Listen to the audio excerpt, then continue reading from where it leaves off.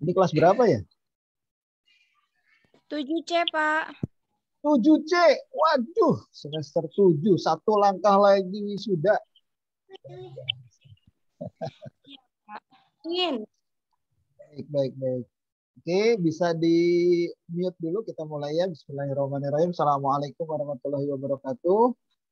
Waalaikumsalam.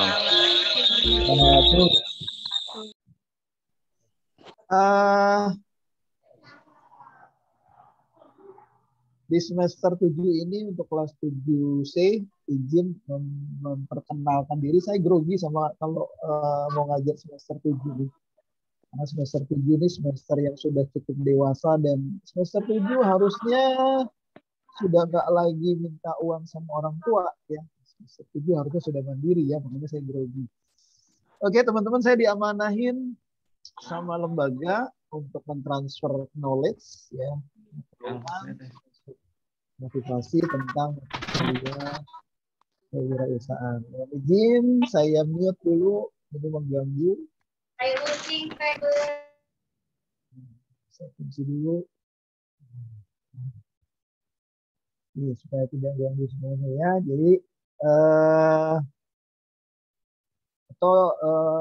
sudah lebih dewasa ya. Saya nggak usah kunci, tapi teman-teman tolong ketika tidak digunakan mic-nya di mute ya. Saya tidak kunci karena saya butuh interaksi. Baik, sekali lagi kita mulai ya teman-teman. Jadi saya diamanahkan oleh lembaga Alatan Sama Zero dalam hal ini untuk transfer knowledge, transfer energi, transfer motivasi, transfer segalanya tentang kewirausahaan. Nah, makanya saya tulis di bawah tulisan kewirausahaan mahasiswa jadi pengusaha sebelum wisuda. Cukup menarik bila Tansa karena mata kuliah kewirausahaan diberikan di semester akhir. Semester akhir yang biasanya mahasiswa sudah fokus untuk skripsi. Ya. Kalau di kampus lain di semesternya di semester 1 atau semester 2. Tapi nggak masalah. Dan uniknya juga teman-teman sudah selesai KKU-nya? Sinta. Belum. Oh, belum. Baik. Sudah, Pak. Sudah. Ada yang sudah, ada yang belum. Pak, belum. Belum. Ada yang belum, ada yang sudah. Terima kasih responnya. Yang menarik sekali lagi teman-teman, mata kuliah kewirausahaan justru keilmuannya diberikan setelah Anda sedang menjalankan praktek. Ya, artinya ibarat orang naik mobil, dia naik mobil dulu sebelum dia belajar. Nah, tahu nubruk sana nubruk sini, itulah yang terjadi di kampus Latangka ya. Jadi harusnya mau naik mobil tuh belajar dulu bagaimana penggunaan setir, lalu dapat surat izin mengemudi dulu, baru bawa mobil, baru bawa motor. Nah, di sini yang menarik nih, bawa motor nggak punya pengetahuan dan nggak punya SIM, artinya belum lulus kewirausahaannya. Ya, never mind lah, nggak ada masalah ya. Memang itu proses belajar. Oke, teman-teman sudah kenal saya sebelumnya? Sudah ya? Atau ada yang belum kenal saya? Sudah, Pak. Sudah. Kenal di mana? Perlu diragukan, Pak. Kalau belum kenal mahasiswanya. Siap. Kenapa perlu diragukan, Kang? Kenapa, Kang? Diragukan kemahasiswaannya kalau belum kenal Karena saya. sering muncul-muncul, Pak. Sering muncul-muncul. Muncul-muncul itu apa ya? Muncul di mana ya? Oke, teman-teman semua. Saya kalau di Latansa sering dipanggil sebagai Prof ya. Prof itu bukan profesor. Nah, Kang Suhendi, Teh Nita, Kang Ahmad, Teh Sinta, dan yang lain-lainnya saya belum profesor. Tapi kenapa saya dipanggilnya Prof? Karena saya provokator. Ya, saya memprovokasi supaya kampus Latansa ini bukan sekedar kampus yang berbasis keislaman, tapi juga harus digitalisasinya cukup baik ya. Makanya itu yang lagi saya dorong, termasuk mahasiswanya. Nah, menarik nih mahasiswanya. Antum tuh semua kuliahnya di STIE ya, Sekolah Tinggi Ilmu Ekonomi. Artinya ilmu ekonominya luar biasa. Tapi yang menarik adalah ketika KKU, kenapa jadi kuliner semua gitu. Kenapa jadi kuliner semua? Kenapa jadi dagangan jualan semua? Kenapa harus merebut rezekinya pedagang-pedagang kuliner yang mereka harus butuh jualan? Sorry ya, Anda rebut di sana. Nanti kita bahas ya. Harusnya nggak di situ ya. Punten ya, boleh kritik atau boleh nggak suka sama saya. Saya termasuk apa ya? Kalau Anda mahasiswa, wah belum saya sudah bikin bikin crash sama mahasiswa nih. Kalau cuma jualan kuliner, gorengan, soto, atau mana usah kuliah tinggi-tinggi, lulus SMA, SMK aja udah jadi. Betul, Mita? Mita, senyum-senyum Betul. aja tuh. Iya, Pak, betul. Oke ya, jadi harusnya teman-teman mahasiswa itu punya satu kesempatan untuk bikin startup ya, startup entrepreneur ya, bisnis entrepreneur yang nggak harus digital tapi membuat sebuah ide bisnis yang smart, ide bisnis yang kreatif, ide bisnis yang belum pernah ada di Rangkas, ya, belum pernah ada di kampus, belum pernah ada di Lebak ya. Itu harusnya seperti itu. Nah, hasil dari mata kuliah ini nanti goalnya ke sana. Oke, ini teman-teman, ini saya. Alhamdulillah saya dapat beberapa penghargaan. Terus ini bisnis saya. Jadi ibaratnya mengajar kewirausahaan nggak boleh jeruk makan jeruk ya. Jadi harus sesuai dengan kompetensinya. Ya, itu skill saya. Insya Allah nanti mudah-mudahan teman-teman nanti kita belajar sama-sama tentang kewirausahaan ya.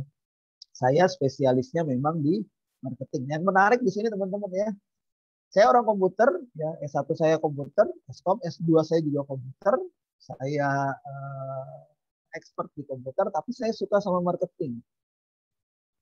Jadi saya sedikit agak aneh kalau ada mahasiswa alergi dengan kata-kata marketing, alergi dengan kata-kata sales. Padahal sebuah perusahaan tanpa marketing itu nothing, bukan apa-apa.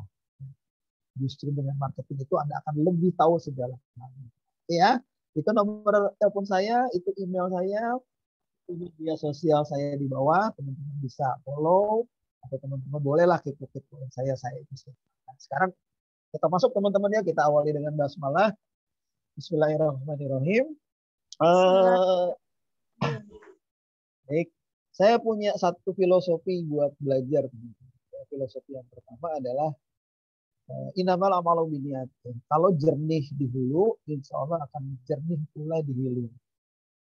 Maknanya artinya kita sama-sama belajar. Saya juga nggak pinter-pinter banget teman-teman. Kita sama-sama membersamai mata kuliah kewirausahaan ini selama 1 semester. 14 kali pertemuan, 2 kalinya proses ujian. Ya. Membersamai artinya bukan cuma saya yang belajar, tapi teman-teman yang juga harusnya aktif untuk belajar. Ya.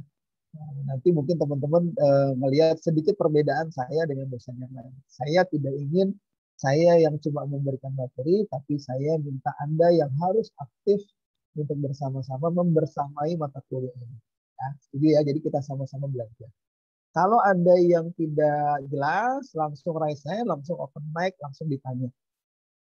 Ya, kalau tidak ada pertanyaan, berarti kemungkinannya cuma ada 2. Anda nggak ngerti sama sekali, sehingga nggak mau nanya, bingung apa yang mau ditanya, atau Anda mengerti jelas. Nah, kalau Anda nggak bertanya, nanti saya balik ya. Saya yang bertanya. Ya, bobot kita 2 SKS teman-teman. 2 SKS itu nggak lama ya, cuma sebentar. SKS. Lalu dalam waktu 2 SKS itu goal saya ini teman-teman. Jadi saya tunjukkan sama Anda semua. Hasil dalam mata kuliah ini goalnya adalah Anda harus kritis,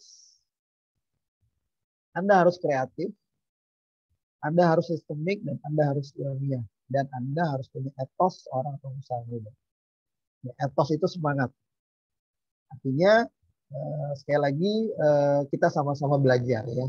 Lalu yang kedua adalah saya di mata kuliah ini megang di beberapa kampus ya, beberapa tahun juga, ingin merubah mindset Anda. Dari pertemuan awal, saya ingin merubah mindset Anda. Artinya, Teknita ini sama yang lain semester 7 kan ya? Betul ya? Semester 7 Iya, itu Pak. artinya satu langkah lagi Anda wisuda, betul? Satu langkah lagi kan Betul. kapan? Yang jadi pertanyaan adalah begitu lulus wisuda, apa yang harus Anda lakukan? Kenapa? Karena di luar sana kakak kelas Anda yang tahun kemarin dan tahun sebelumnya masih juga banyak yang nganggur. Nah, itu baru dari kampus Latamsa. Belum dari kampus Unpad, Untirta, Gunadarma, dan yang lainnya. Masih banyak. Ya, masih banyak. Nah, pertanyaannya adalah, next begitu lu lulus, lu mau ngapain? Begitu lu lulus, jadi raja sehari, wisuda, foto-foto, terus makan-makan, satu hari itu Anda bahagia. Kang Suhendi bahagia, Kang Tevita bahagia, Kang Isbaludin bahagia, Kang Ahmad Sofyan bahagia, Kang Mariani juga bahagia. Tapi bahagia itu kan cuma satu hari. Kalaupun lama paling 2 hari, 3 hari. Begitu hari ketujuh seminggu, pasti orang tua mulai nanya, Tevita, ngapain di rumah? Nggak kerja-kerja. Ayo loh, mulai kuping mulai panas Tevita. Satu minggu di rumah begitu hari ke-8 yang namanya Umi, yang namanya nyokap, ya, yang namanya ibu-ibu, emak-emak udah pasti teriak-teriak itu kuliah mahal-mahal, kuliah lama-lama, masih nganggur. Nah, lo rasain. Nah, artinya apa yang terjadi itu nanti saya sudah kasih gambaran. Nah, di mata kuliah ini teman-teman, balik lagi ke mata kuliah ini, saya ingin merubah mindset Anda, mulai sadar untuk merubah budaya bukan lagi mencari kerja, tapi budaya menciptakan lapangan pekerjaan. Ya, menciptakan lapangan pekerjaan buat 1 atau 2 orang. Alangkah bahagianya ketika Anda punya 1 orang staff, 2 orang staff, 3 orang staff, bahkan Anda bisa punya hampir 20 atau 100 staff anak buah Anda.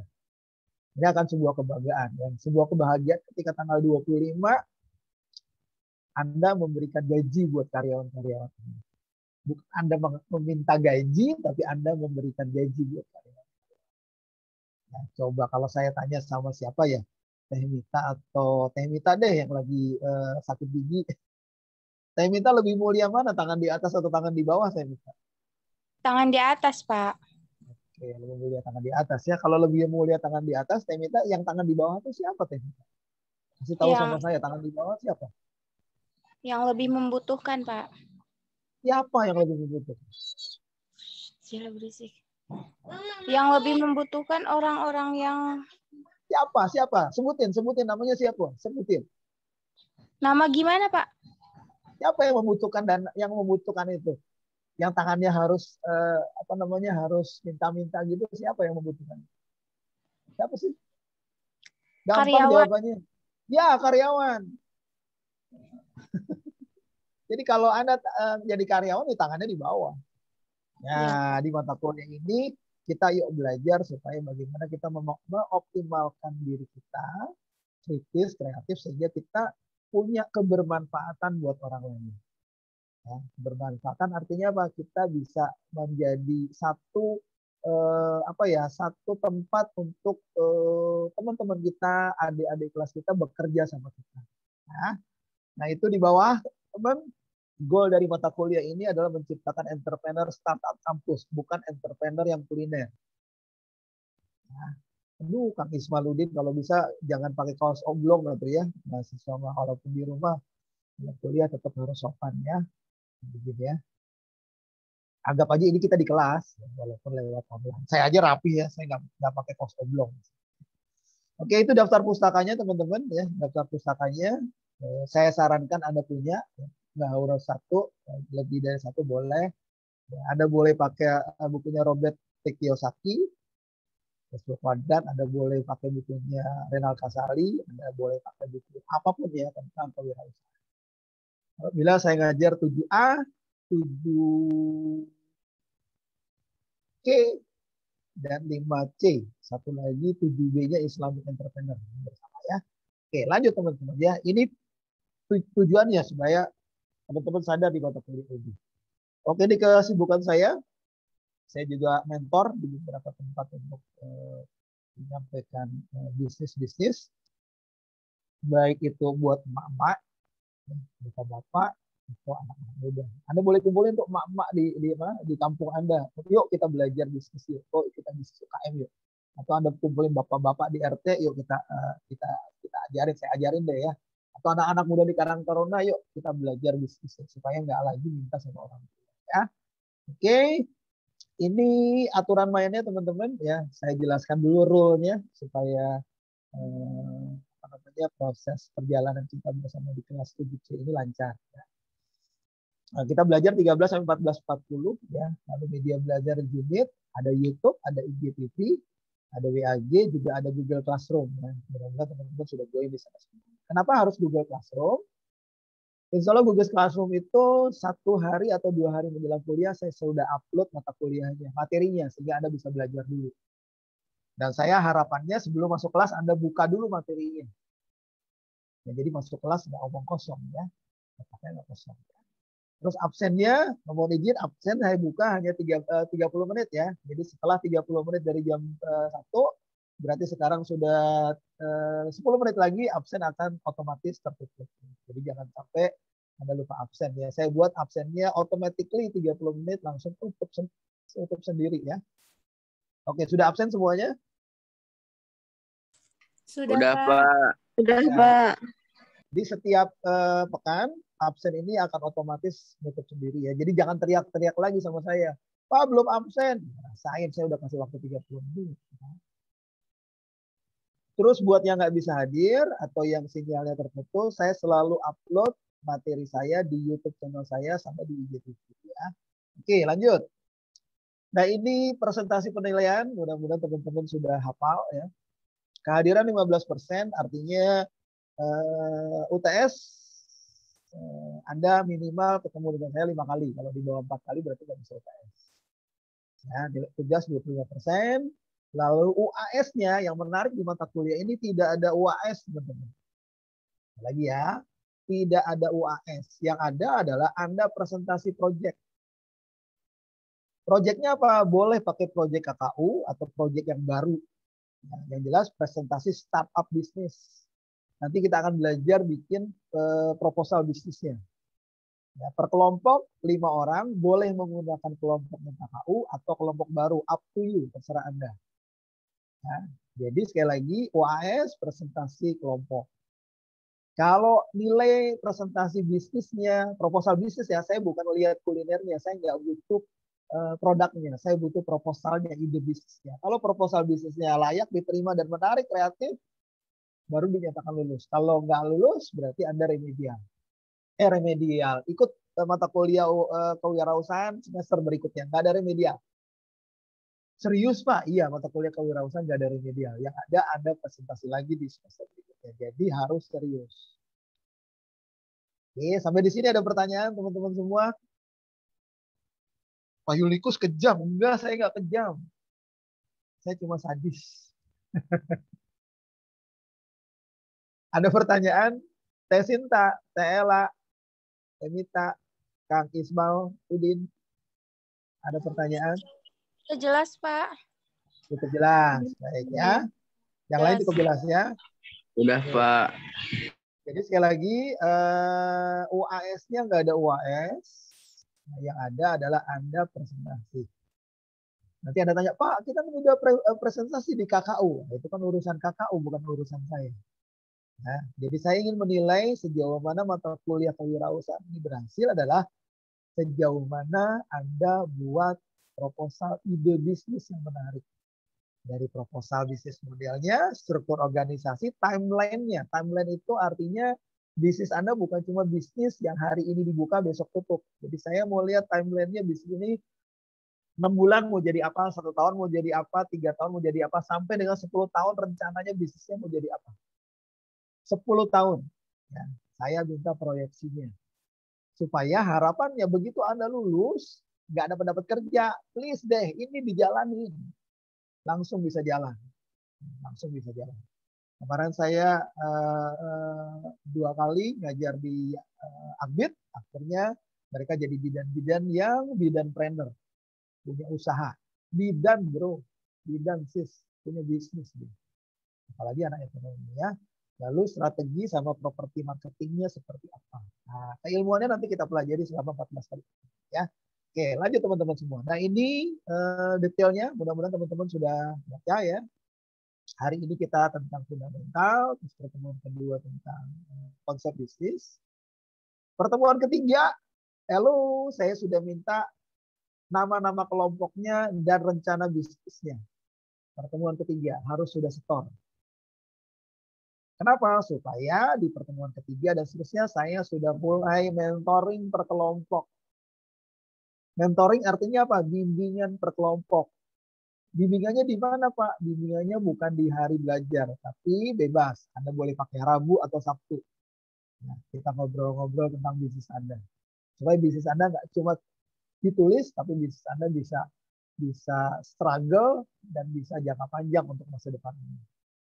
Pertemuan ketiga ya, lalu pertemuan keempat kita belajar tentang bisnis model kanvas, tahap 1, tahap kedua, pertemuan ke-6, ke-7 kita belajar tentang desain marketing, foto produk, bagaimana melakukan foto produk yang bagus, lalu bagaimana pertemuan 7 tentang bagaimana tentang create sebuah promosi, habis itu UTS. Ya. Lalu pertemuan 9, Anda akan belajar bagaimana membangun jaringan. Kan bisnis nggak bisa sendirian. Anda harus kerjasama sama Tokopedia, Anda harus kerjasama sama yang lain, kolaborasi seperti apa. Pertemuan 10 kita akan belajar tentang bagaimana teman-teman membangun sebuah tim. Harus punya karyawan. Bagaimana menentukan lokasi bisnis. Lalu pertemuan 11 tentang bagaimana proses izin, ya, franchise, lisensi, paten, haki, aspek legal. Baru 12-13 kita belajar digital marketing. Kenapa 2 pertemuan? Karena digital marketing ilmunya ribet. Ya, nggak sesederhana yang Anda bayangkan. Ya. Lalu pertemuan 14 kita belajar menjadi seorang investor. Jadi bagaimana uang datang sendiri. Keren. Nah, 15-16 baru Anda presentasi. Oke, ada pertanyaan untuk tahapan belajarnya? Halo. Sobat alam gaib, ini alam gaib semua. Ya, Pak. Paham. Paham ya? Oke, Iya, semangat. Iya, Ya, Pak. takutnya ini jam 1 ya, saya teriak-teriak, Andanya lagi tidur. Tidur apa? Enggak, BBS. Ya. Adiska tahu BBS apa? Apa coba BBS?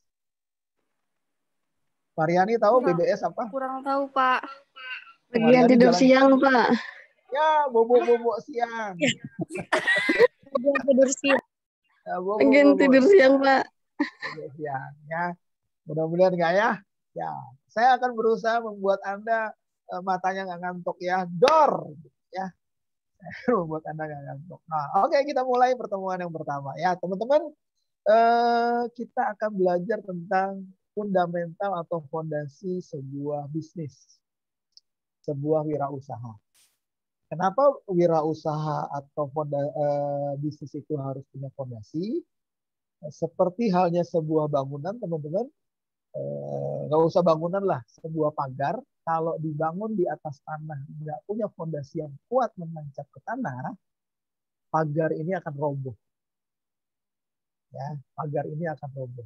Ya, misalkan Teh Sinta bangun pagar, nah, bangun pagarnya nggak punya fondasi, nggak ditancepin ke tanah, begitu disenggol sama anak ayam, langsung roboh tuh pagar.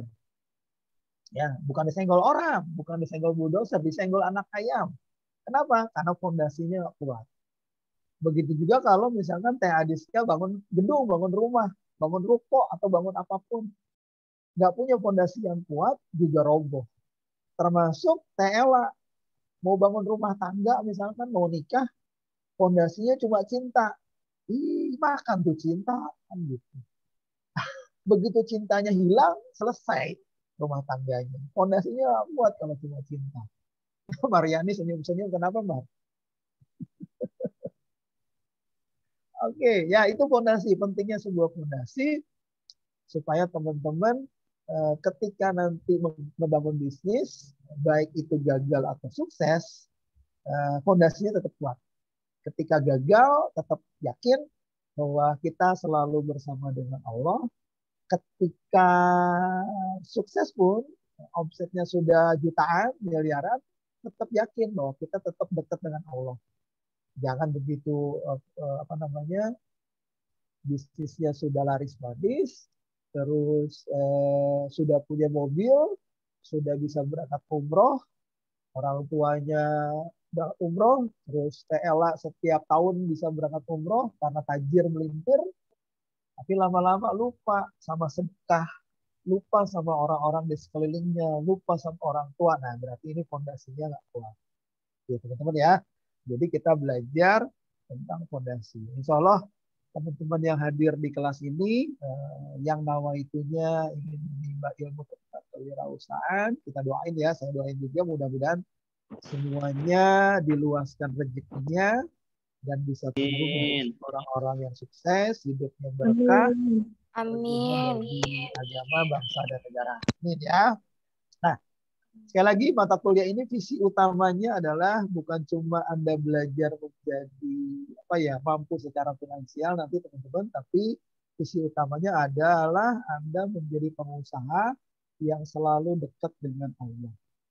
Ya, sehingga ketika kita dekat dengan Allah, kita akan bermanfaat buat umat, apalagi buat bangsa dan negara.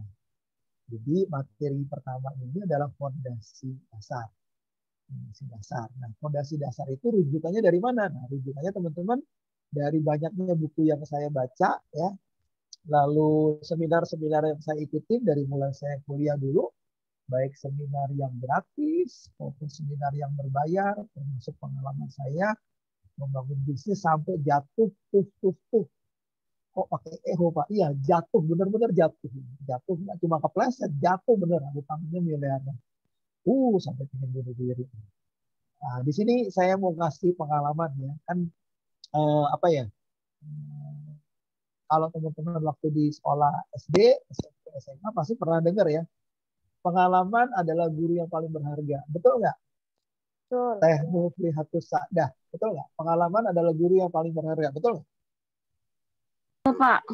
Betul. Tapi di mata kuliah kewirausahaan kalimat itu kita rubah. Nah, catat ya. Bukan pengalaman adalah guru yang paling berharga. Tapi pengalaman orang lain adalah guru yang paling berharga. Jadi kita tambahin kata orang lain.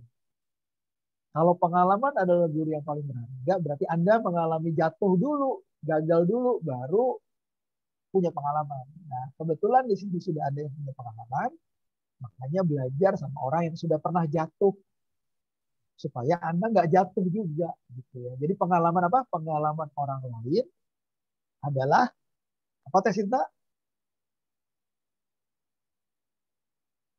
Apa, Pak? Apa Pak?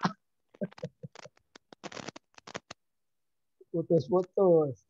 Pengalaman orang lain adalah guru yang paling berharga. Nah, teman-teman semua, ketika nanti Anda sudah berhasil, ya, kalau fondasinya nawaitunya belajar belajar kewirausahaan cuma untuk punya mobil, cuma untuk nyenengin orang tua, sisinya cuma materi, mohon maaf, itu tidak akan masuk ke hati teman-teman. Itu akan semu dan akan panah.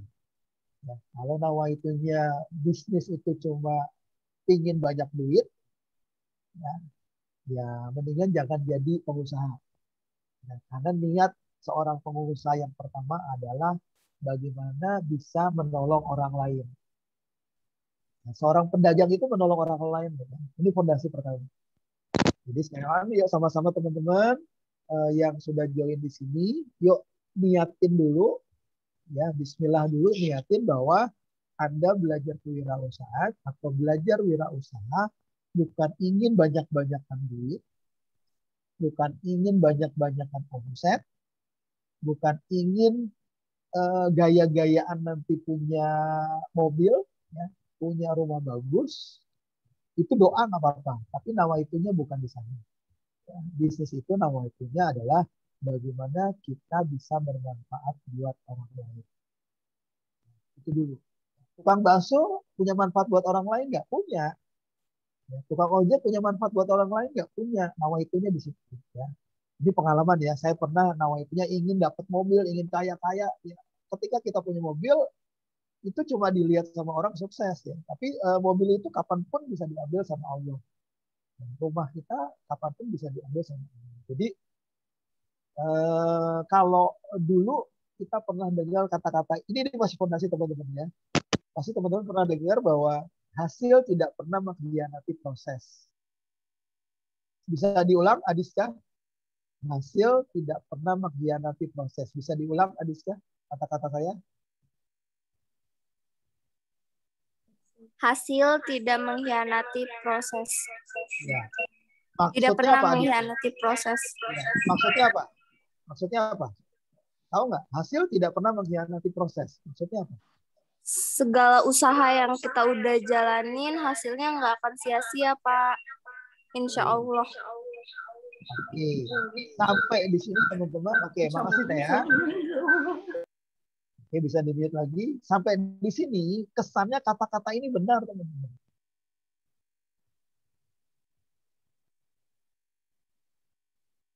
Masih ada yang lagi berkaca. Ini nggak sibuk kuliah ya. Aduh, sibuk benerin jilbab. Halo Teh, saya jadi gagal fokus ini.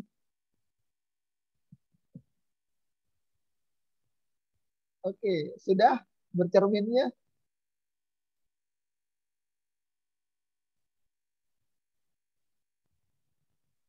Oke, sudah bercerminnya Teh Anissa, Teh Cynthia. Saya nggak jadi ngajar deh. Udah fokus ini. Oke, saya tutup semua ya. Oke, sampai di mana tadi tuh? Jadi teman-teman semua, Kang Mbak Yaki keren banget nih, serius nih. Jadi teman-teman semua, fondasi pertama adalah jangan pernah menggunakan kata-kata hasil tidak pernah mengkhianati proses. Kenapa? Kalau hasil tidak pernah mengkhianati proses, kesannya proses itu tergantung sama Anda. Ketika Anda ikhtiarnya luar biasa, terus Anda yakin gitu bahwa proses itu hasilnya itu pasti bagus. Nah, nggak gitu ceritanya teman-teman. Ya, tolong digaris bawahi ya. Hasil itu adalah takdir dari Allah, bukan kemauan kita. Jadi kadang hasil itu mengkhianati proses. Ya, proses itu ikhtiar ya, tapi hasil itu bukan karena kita. Sekali lagi ya, fondasi pertama teman-teman. Jangan pernah pegang kata-kata hasil tidak pernah mengkhianati proses.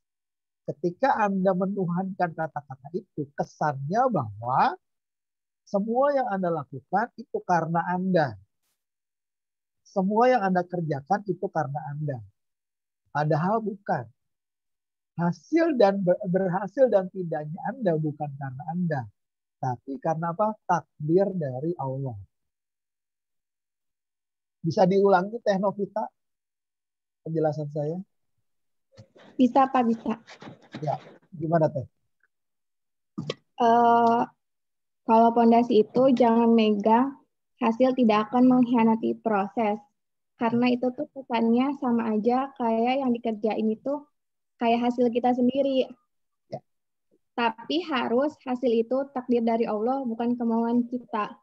Baik, it's good. Terima kasih Teh Novita. Ya. Jadi di sini saya memberikan pelajaran buat teman-teman. Jangan pernah kita bilang bahwa aku bisa, aku hebat, semua karena gua. Ini kalau bukan karena gua, bisnis gua nggak jalan. Oh, sorry, ini salah teman-teman. Ya, kita tuh nothing. Kita tuh bukan siapa-siapa. Nah, kita sekali lagi kita bukan siapa-siapa. Anda boleh ikhtiar itu harus. Tapi hasilnya itu takdir dari Allah. Ketika Allah sedang menahan rezeki kita, berarti memang takdirnya kita belum sampai di sana. Ya, jadi kecuali Allah sedang mengangkat derajat kita, baru ya, kita merasakan itu semua. Ya, jadi sekali lagi, izin Pak. Udah siap. Yuk, silakan teman-teman. Ini kan izin ya Pak. Yo. Dalam hal ketika misalkan hasil itu ditentukan oleh atau ditakdir dari Allah, Allah juga kan dalam hal menentukan hasil kita melihat daripada proses kita dalam hal menjalankan baik itu sifatnya perjuangan lah, begitulah katakanlah.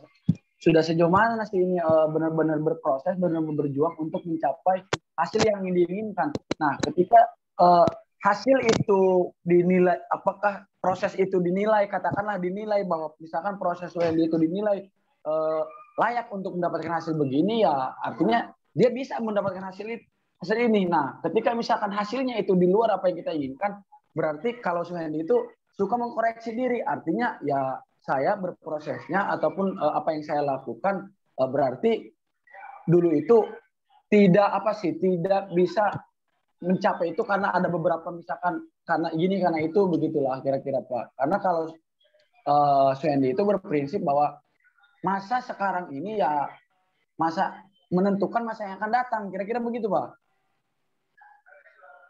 Oke, siap. Oke, teman-teman, tolong benang merahnya di garis bawahi. Benang merahnya di garis bawah. Kita boleh berikhtiar. Dan kita wajib berikhtiar. Berikhtiar itu artinya berproses. Tapi sekali lagi, hasilnya harus kita serahkan sama Allah. Ya.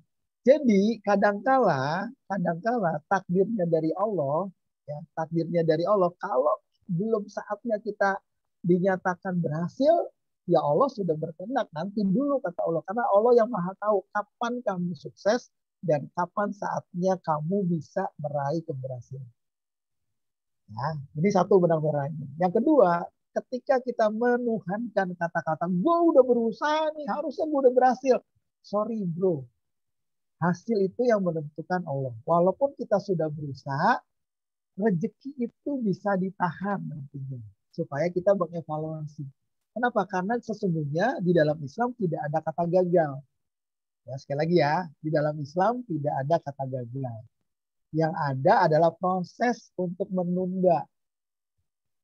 Nggak ada kata gagal. Kenapa? Oke, kita lanjut dulu ya. Kenapa? Karena podomannya adalah di sini teman-teman. Ya. Jadi alasan saya tadi kenapa seperti itu teman-teman, karena kita pakai Spirit of 58.11. Apa itu Spirit of 58.11? Ya, Spirit of 58.11 ini yang menegaskan, yang membuat fondasi bisnis itu menjadi semakin kuat. Jadi balik lagi ke teman tadi ya, yang sanggahan tadi, betul ya, manjada wajada. Barang siapa orang yang sudah bersungguh-sungguh, maka Allah akan berikan semua rezekinya. Berikan. Ya. Berikan itu kata pasif atau kata aktif, teman-teman. Beri. Berikan itu kata pasif atau aktif. Teh Mariani, Kang Bayhaki.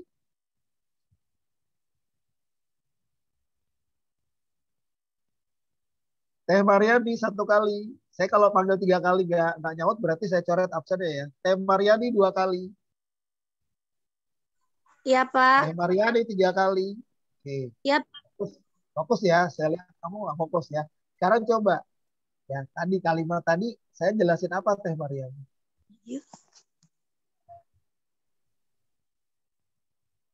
Saya jelasin apa tadi Teh Mariani? Teman-teman, walaupun di media Zoom, anggap saja kita sedang ada di kelas. Saya memperhatikan kamera semua loh ini. Di lensa saya, di laptop saya semuanya kelihatan.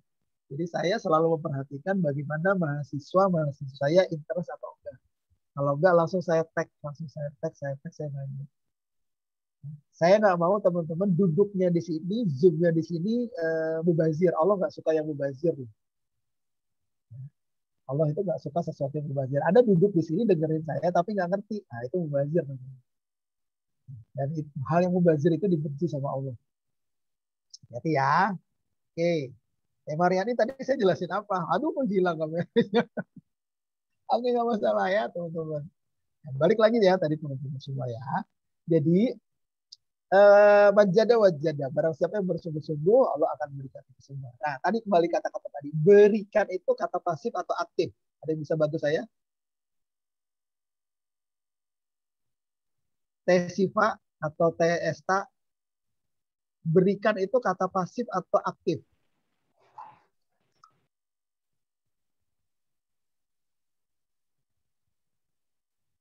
Siapa yang bisa bantu jawab? Yuk, open mic. Aktif, Pak. Berikan. Berikan itu pasif, teman-teman. Allah yang memberikan. Kita nerima. Barang siapa bersungguh-sungguh, pasif. Barang siapa bersungguh-sungguh, Allah akan berikan. Berarti kita menunggu pemberian dari Allah. Betul? Betul, Pak. Nah, jadi Allah itu akan memberikan. Barang siapa yang sudah bersungguh-sungguh. Memberikannya kapan? Suka-suka Allah. Karena takdir itu milik Allah. Jodoh itu milik siapa? Milik Allah. Rezeki itu milik siapa? Milik Allah. Kematian itu milik siapa? Milik Allah. Nah gitu. Ini konsepnya begini. Jadi jangan mentang-mentang kita sudah usaha, terus kita marah-marah sama Allah. Kok kita kan belum berhasil? Nah, ntar dulu. Mungkin ada yang salah di sini. Makanya Allah menegur kita. Kenapa? Rezekinya ditahan dulu sama Allah. Ya, jadi kenapa saya bilang hasil kadang mengkhianati proses, ketika prosesnya tidak sesuai dengan yang dikehendaki oleh Allah. Mungkin prosesnya mengkhianati Allah, mungkin prosesnya kufur sama nikmat. Nah, di sini ditahan. Nah, balik lagi ke sini teman-teman ya. Jadi saya katakan di sini supaya kita punya spiritnya 5811. 5811 itu apa teman-teman? Spirit 5811 adalah fondasi pengusaha. 5811 adalah surat Al-Quran ayat 58. Ada yang tahu surat 58 itu apa? Surat 58 ayat 11. Surat 58 apa? Ada yang tahu teman-teman? Kang Rahadian atau TSTA? 58 itu surat Al-Mujadalah. Ya, ayat 11. Nah, ini fondasi awalnya. Kita dengarkan ya ayat-ayat. Saya matikan kamera saya supaya suaranya bisa terdengar di sana.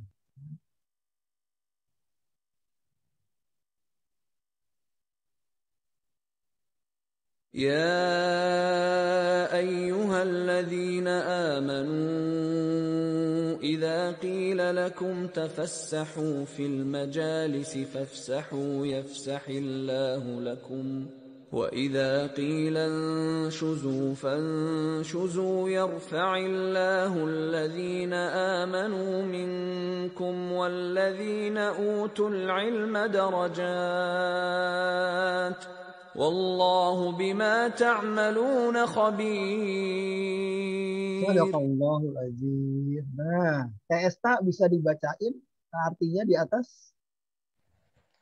Artinya Allah akan meninggikan orang-orang beriman di antara kamu dan orang yang diberi ilmu pengetahuan beberapa derajat. Quran Surat Al-Mujadalah ayat 11. Ya, teman-teman. Terima kasih. Ya, jadi inilah fondasi pengusaha muslim. Kenapa saya buat ini fondasinya? Karena kita kuliah di Lapan Sama Siroh. Artinya ketika nanti Anda mau berangkat menuju kesuksesan sebagai seorang pengusaha, Anda harus meyakini dulu dari Al-Mujadalah. Bahwa Allah berjanji akan meninggikan kita dunia dan akhirat. Dengan syaratnya dua. Syarat yang pertama adalah punya iman. Allah akan meninggikan orang-orang baik dunia dan akhirat. Satu, syaratnya yang beriman. Iman apa? Iman kepada Allah. Bahwa Allah lah yang membuat kita sukses. Allah lah yang menentukan segalanya. Allah lah yang mentakdirkan kita menjadi apa. Allah lah yang menguasai kehidupan kita. Allah lah yang memberi rezeki dan menahan rezeki kita. Itu dulu pertama. Jadi ketika Anda mau jadi pengusaha, ini dulu modal pertama. Bahwa Allah akan memberikan itu semua ketika kita yakin sama Allah. Tawakul tolong. Oke. Terus Tenovita. Tenovita. Ya. Bacakan setelah beriman. Kata-kata setelah yang beriman.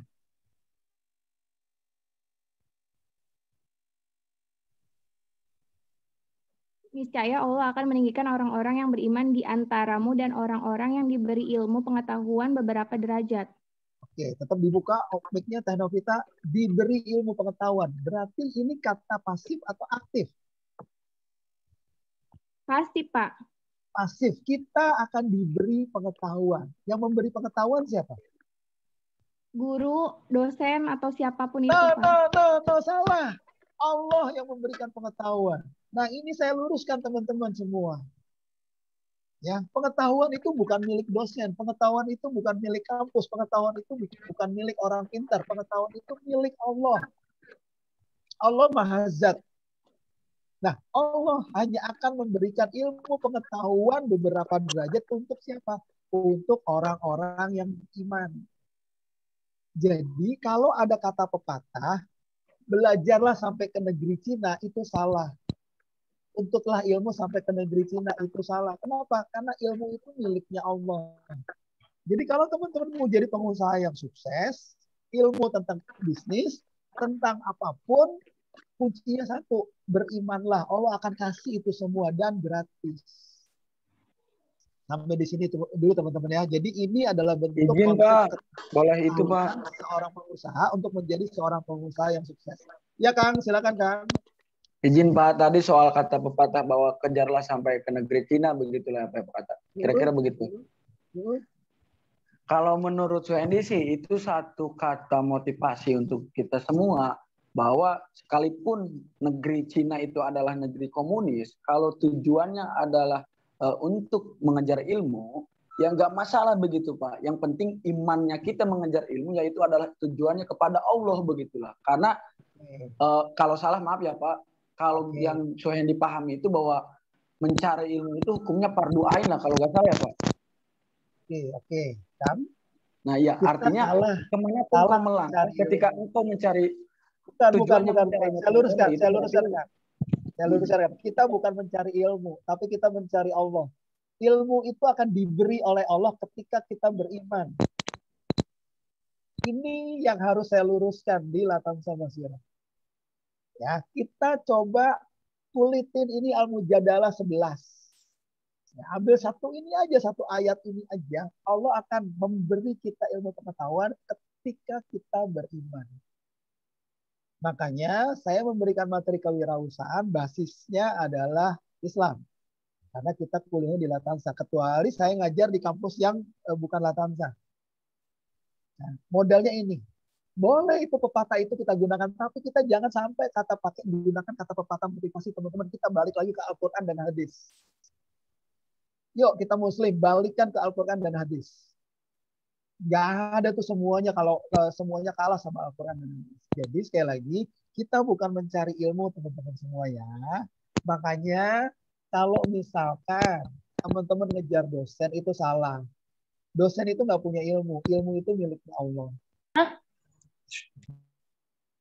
Nah, jadi kata kunci di sini adalah ketika seorang beriman, maka Allah akan berikan ilmu pengetahuan darinya. Artinya kalau orang mau fokus dengan keimanannya, fokus dengan ketahuitannya, maka ilmu itu Allah akan kasih. Ilmu apa aja kok. Ini pengalaman yang sudah saya lakukan. Ya. Umur saya udah hampir 55, artinya hampir 2 kali dari umur teman-teman, bahkan 3 kali ya. Teman-teman umur berapa? 21 ya? 20?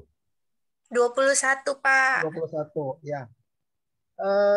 Mungkin Kang tadi, Kang siapa tadi ya? Baru sebatas belajar teori, Kang. Ya, belajar teori, belajar letterlock dari buku-buku, is okay. Ya saya maklumin teman-teman semua ya. Kalau teman-teman ada pepatah begini, pepatah begitu. Nah, yang saya berikan buat teman-teman adalah ini pengalaman hidup. Yang saya sudah jalani, yang saya sudah lakoni bersama dengan teman-teman saya dan yang lain-lainnya. Makanya teman-teman beruntung nih, karena belajar sama orang yang sudah pernah melakukan. Jadi sekali lagi ya, Anda belajar jadi pengusaha, tapi sama orang yang cuma main di teori aja, ya salah.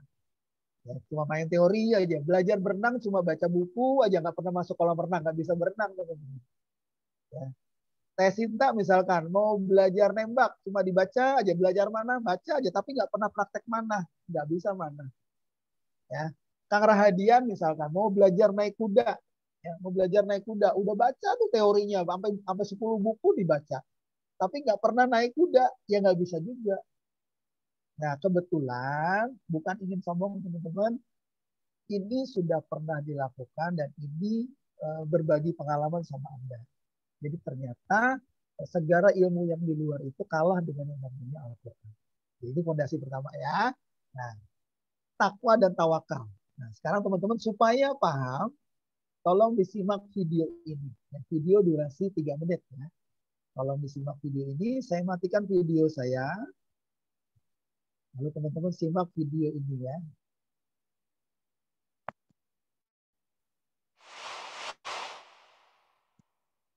Ada sebuah keluarga dekat sama kami. Mereka ini tinggal di luar. Mereka tinggal di luar liburan. Pasti liburan, rumah mereka di Bintaro. Mau ke rumah, ke Pondokopi. Kasih kabar ke istri sekitar ba'da asar.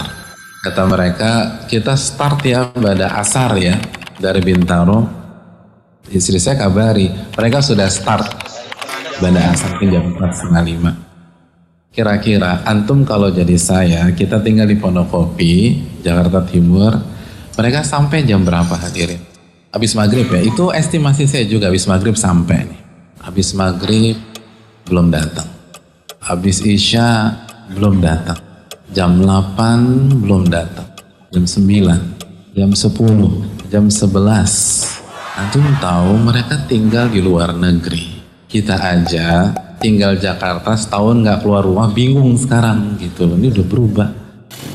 Jadi dia dari Bintaro naik Jor, itu kan udah tinggal lempeng aja, perbanyak tawakal istighfar deh gitu, sampai Pondokopi beneran tinggal nginjek gas, jalan terus.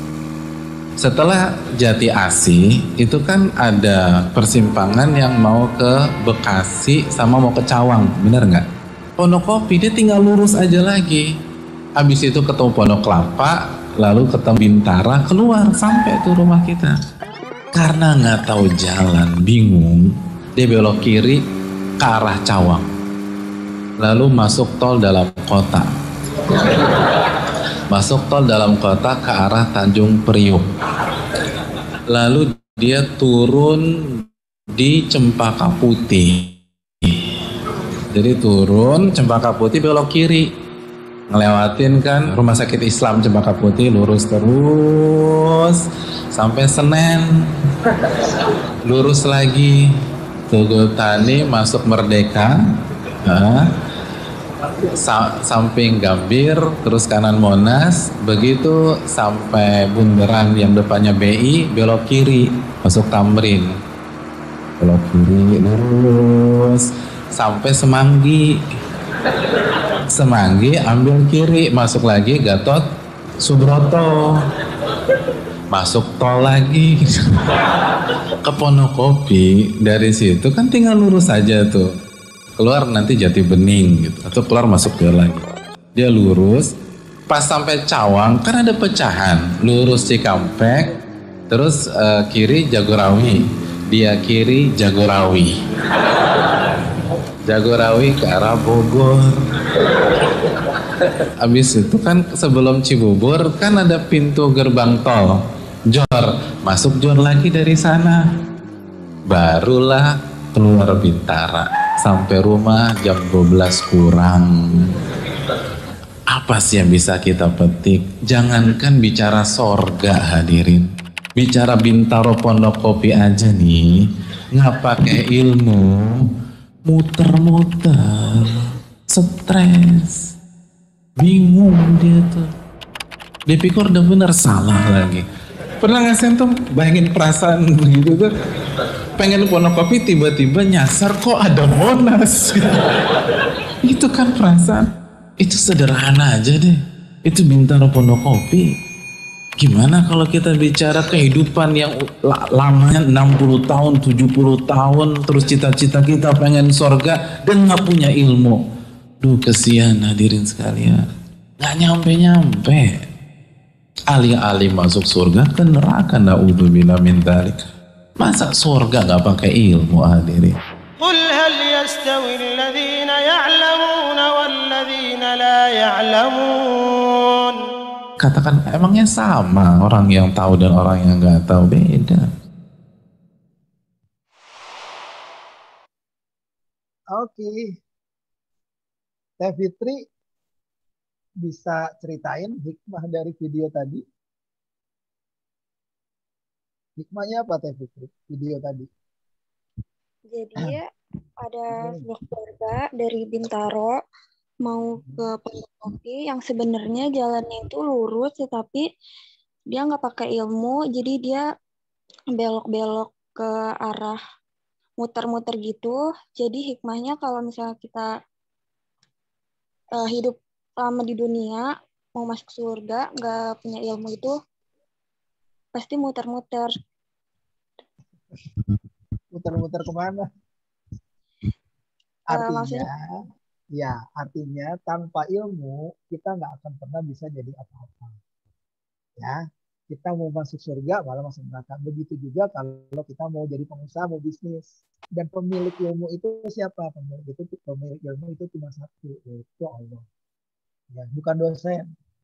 Saya dosen cuma wasilahnya aja nih. Wasilahnya untuk menyampaikan profesi saya sebagai dosen, profesi teman-teman sebagai mahasiswa itu kan cuma wasilah, cuma peranan yang dituntut atau peranan yang dipilihkan oleh Allah. Si Akang itu peranannya sekarang oleh Allah jadi mahasiswa. Ya sudah, kita jalani nih, takdirkan dulu peran kita sebagai seorang mahasiswa. Contoh lain misalnya kalau teman-teman jadi PNS, berarti kan peranannya sebagai PNS. Peranan apa? Peranan yang sudah di qadarulahnya sampai Allah sebagai PNS. Ya sudah jadi PNS. Terus yang jadi satpam, ya, amanahnya seperti itu. Nah, proses belajarnya tetap. Nah, lanjut nih teman-teman ya. Jadi ketika teman-teman ingin jadi pengusaha semuanya, itu bagus dan amat bagus. Ya, itu semua sangat bagus. Dan itu memang harus direncanakan. Kenapa? Yang tadinya kita bukan siapa-siapa, nanti pasti teman-teman akan jadi orang yang siapa-siapa. Tapi kata kuncinya adalah ketika kita fokus pada nawaitu kita lurus, bahwa kita akan menjadi wirausaha karena Allah. Kita akan menjadi pengusaha karena Allah. Termasuk ketika kita mau jadi seorang wisudawan, sarjana ekonomi juga karena Allah. Ya. Kenapa? Karena kita bukan siapa-siapa. Sekali lagi kita bukan siapa-siapa. Jadi orang sukses itu bukan dilihat banyak duit atau enggaknya teman-teman. Orang sukses itu bukan dilihat dia cantik atau enggaknya. Orang sukses itu bukan dilihat mobilnya banyak atau enggak. Tapi orang sukses itu ketika dia makin dekat dengan Allah. Nah, jangan sampai nih ketika teman-teman nanti sudah berhasil, terus dapat rezeki banyak, makin jauh sama Allah. Nah, itu namanya enggak sukses. Disebut sukses ketika rezekinya banyak, tapi makin dekat sama Allah. Baru dapat uang 2 juta aja udah meninggalkan masjid. Nah, itu nggak sukses namanya. Beda ketika dia diberikan rezeki 1 miliar, 2 miliar, tapi dia makin dekat dengan Allah. Jadi, apapun profesi kita, tujuan kita adalah cuma satu. Bagaimana kita ketemu sama Allah. Dengan kondisi yang terbaik. Walaupun kita sedang belajar wirausaha. Ya, teman-teman. Nah, kalau gagal gimana? Teman-teman, gagal itu tidak ada kata gagal. Gagal itu sebetulnya ada proses ketika Allah sedang menunda keberhasilan kita sehingga kita bisa berintrospeksi apa yang kurang, sholat duhanya yang kurangkah, sholat tahajudnya yang kurangkah. Ya, kita sudah ikhtiar, kita sudah belajar, tapi ternyata kok nggak apa namanya nggak selesai. Terasa kok kita sering dapat masalah. Nah, berarti kita selalu ada di tengah badai ketika bisnis. Nah, teman-teman, ketika nanti teman-teman berlayar dalam kehidupan, bukan cuma bisnis ya, kuliah juga pasti teman-teman kena badai. Ya, pasti kena badai. Nah, jawabannya cuma satu, perbaguslah ibadahnya. Jadi tolonglah Allah agar aku selalu tetap mengingat dirimu dan bagaimana aku tetap bisa memperbagus ibadah. Ya, jadi ikhtiar sudah, tapi ketika ada proses yang namanya penundaan rezeki, penundaan keberhasilan, saya nggak bilang kata gagal ya, karena gagal itu kata-kata yang menegatifkan sebuah kata-kata yang positif. Penundaan, nah itu kita introspeksi. Apa yang salah dengan kedekatan kita dengan Allah? Ya. Nah sekarang kita masuk teman-teman ya. Nah, sekarang saya tanya sama teman-teman semua nih yang ada di 7C, ya, sudah merencanakan masa depan belum? Sudah merencanakan masa depan belum? Mulai masuk lagi. Tadi ke arah fondasi, sekarang kita mulai nih masuk nih ke arah bisnisnya nih. Sudah punya merencanakan masa depan atau belum? Misalnya. Siapa yang bisa bantu jawab nih? Yuk, silakan open mic.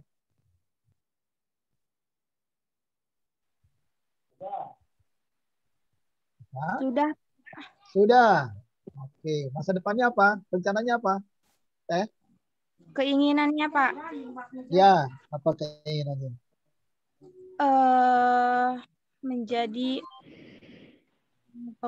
pengusaha dan juga seorang pekerja, Pak. Pengen dua-duanya. Jadi di Luar biasa, pengen dua-duanya. Pak. Keren. Ya, nggak apa-apa. Bagus. Ya, Saya juga dua-duanya. Saya dosen juga, saya juga pengusaha. Ya. Oke teman-teman, bagus kalau teman-teman sudah punya rencana. Kenapa? Karena semester 7 itu harusnya memang sudah matang rencananya. Beda dengan mahasiswa yang semester 1 maba. Masih suka ketawa ketiwi, masih suka bercanda. Tapi kalau semester 7 harusnya sudah matang. Ya, saya tulis di bawah teman-teman ya, modal utama Anda ketika nanti sudah siap-siap wisuda, if you fail to plan, then you plan to fail. Ketika Anda gagal membuat rencana, maka sebetulnya Anda sedang merencanakan kegagalan. If you fail, ketika Anda gagal membuat rencana, maka sebetulnya then you plan, Anda sedang merencanakan kegagalan.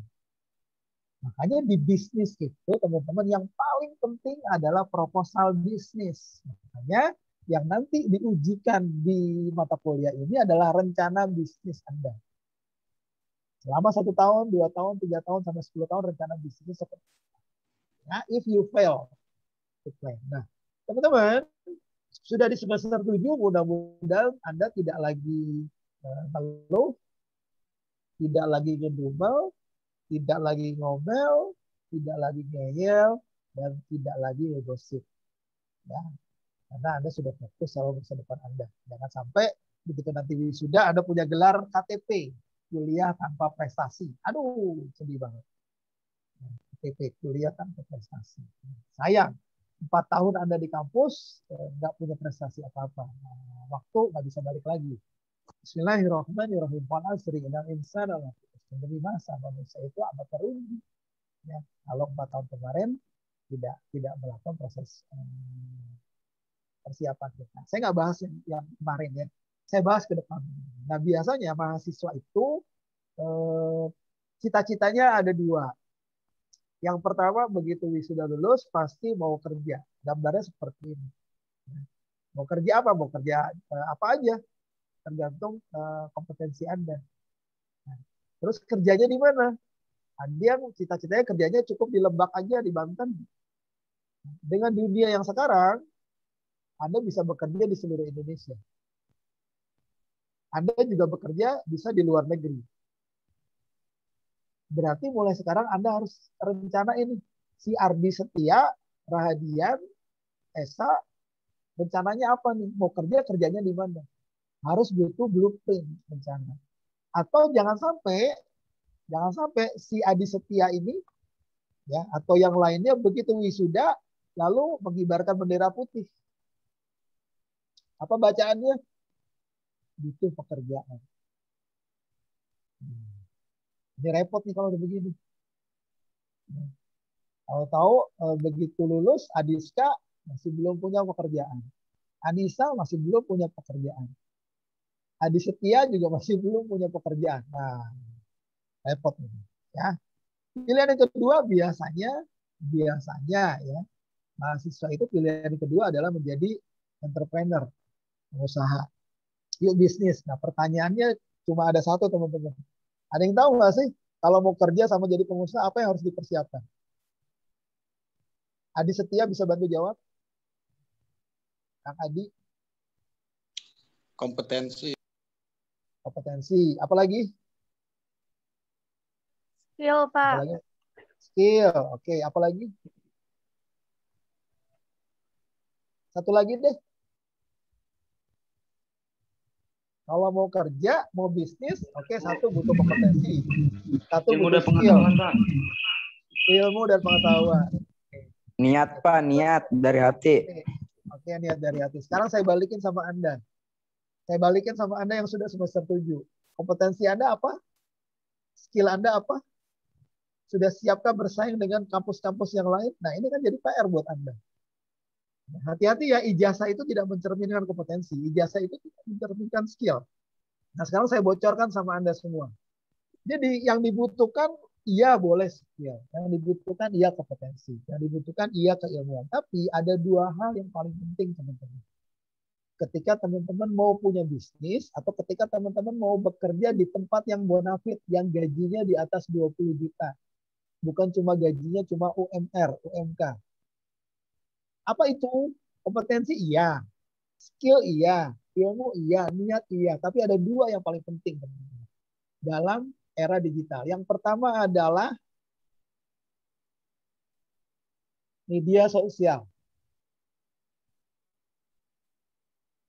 Beware, hati-hati, danger sama media sosial Anda. Hati-hati dengan media sosial Anda. Karena tahun-tahun ke depan, sumber daya manusia, HRD, akan merekrut karyawannya, menseleksi karyawannya, calon karyawannya, bukan dari CV, bukan dari ijazah, tapi dari isi media sosial Anda. Kelihatan tuh media sosial yang isinya baper-baperan kelihatan. Kelihatan yang cuma sukanya jalan-jalan kelihatan semua. Ini hati-hati. Jadi persiapkan media sosial Anda dengan baik. Kapan? Harusnya dimulai dari dulu lama. Kalau sekarang terlambat ya enggak ada kata terlambat. Media sosial. Yang kedua, isi media sosial Anda harus punya yang namanya personal branding. Personal branding itu artinya pencitraan. Adi Setia lulusan ekonomi Setia Latansa. Yang tahu siapa? Gak ada yang tahu kalau Adi Setia nggak memperkenalkan diri di media sosialnya. Fitri Wulandari lulusan mana Latansa? Nggak ada yang tahu kalau nggak memperkenalkan di personal brandingnya di media sosial. Novita Vita misalkan pernah dapat apa di kampus, punya prestasi apa di kampus, orang lain di luar sana nggak ada yang pernah tahu. Karena lowongan besok tidak ada lagi yang lewat koran. Lowongan tidak ada lagi yang ditempel-tempel lewat radio. Tapi semuanya lewat yang namanya media sosial. Nah, bagaimana dengan apa itu personal branding? Simple, sederhana teman-teman. Nah, misalkan ya, Teh Novita misalnya. Teh Novita mau bisnis nih. Teh Novita mau bisnis misalnya. Atau Teh Fitri mau bisnis. Atau Kang Adi mau bisnis misalnya. Bisnisnya baru nih, produknya baru. Nah, pertanyaan saya, yang harus dipromosiin ke teman-teman di luar sana, produknya atau diri kamu sendiri? Teh Adi, Kang Adi, Teh Fitri, sama Teh Novita. Yang dipromosikan produknya atau diri kamu sendiri?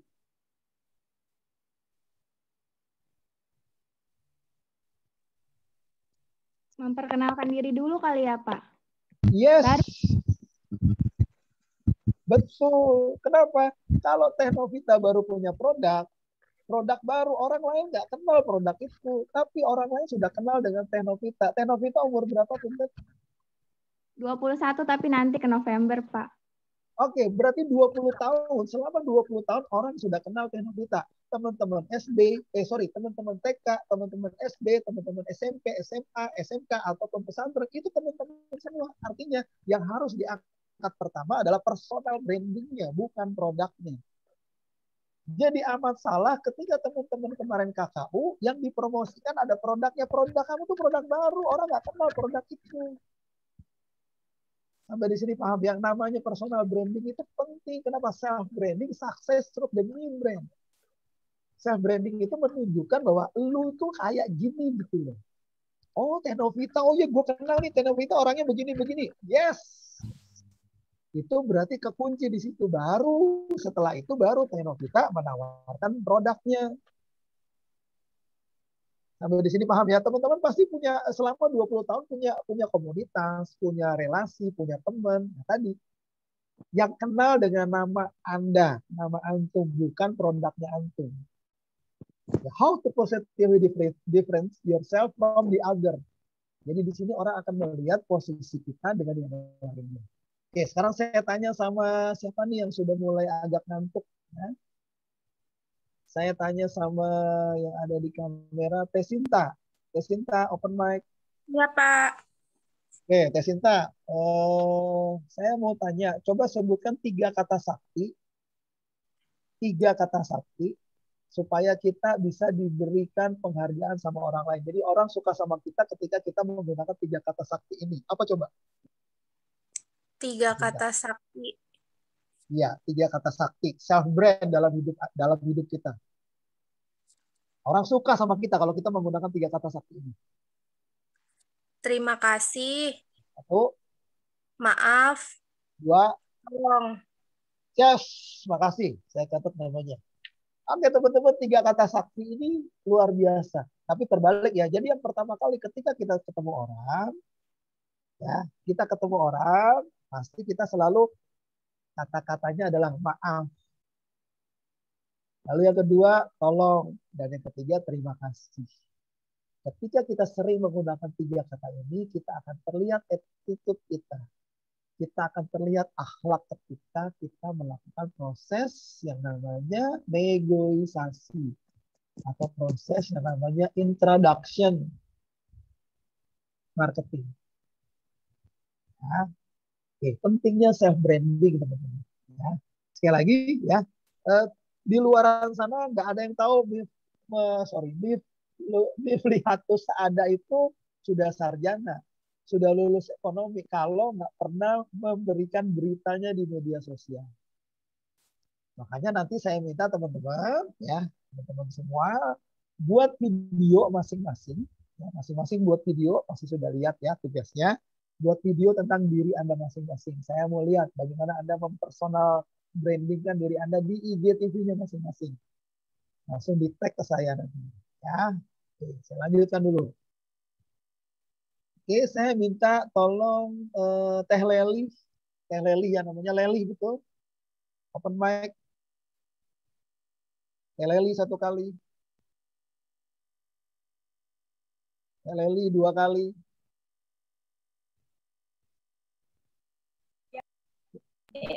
Ya, Pak. Oke, ada. Teh Leli tolong baca yang ada di slide.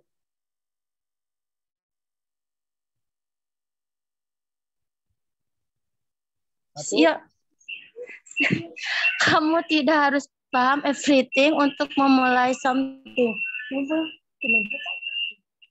Terus? Apa lagi? Nomor 2. Kamu juga tidak harus didukung everyone untuk menjadi someone. Jika kamu ingin menguasai everything, kamu harus jadi nothing. Oke. Rally, jangan bercanda ya. Biasa catat ya. Sip. Baik, teman-teman semua, ini modal ketiga ya. Jadi modal pertama tadi rencanakan, buatkan media sosial Anda. Lalu yang kedua, Anda mempersonal brandingkan diri Anda. Setelah Anda sudah punya fondasi, media sosial disiapkan, personal branding disiapkan. Lalu yang ketiga ini adalah motivasi diri. Kamu tidak harus didukung, kamu tidak harus menguasai everything. Jadi kamu nggak perlu banyak-banyak ilmu untuk memulai something. Jadi bisnis itu just do it, jalan aja dulu. Ya. Sambil belajar, ya, sambil belajar. Jadi let's try to do it. Jadi coba-coba terus kerjakan. Tidak harus didukung everyone untuk menjadi someone. Jadi nggak perlu dukungan orang lain untuk melakukan bisnis Anda sendiri. Jalan aja dulu karena Anda selalu bersama dengan Allah. Yang ketiga, nggak perlu harus nafsu menguasai banyak hal. Satu-satu aja dipelajari. Karena kamu nafsu untuk menguasai banyak hal, ingin segala-galanya diraih, kamu malah menjadi nothing, tidak punya apa-apa. Step by step. Oke. Nah, ini yang harus Anda persiapkan ketika nanti Anda ingin menjadi startup bisnis. Yang pertama, mau nggak mau Anda harus menguasai digital leadership. Digital leadership itu artinya Anda harus paham tentang dunia digital, walaupun Anda orang ekonomi. Media sosial itu harus paham.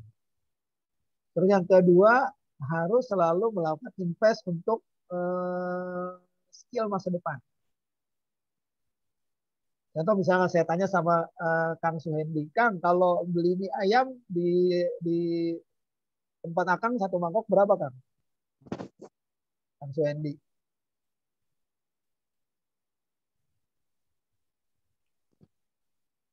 Suhendi satu kali. Mic-nya Kalau belum beli dibuka, ayam, Kang. Ya, mie ayam. Bakso. Satu mangkok berapa? satu mangkok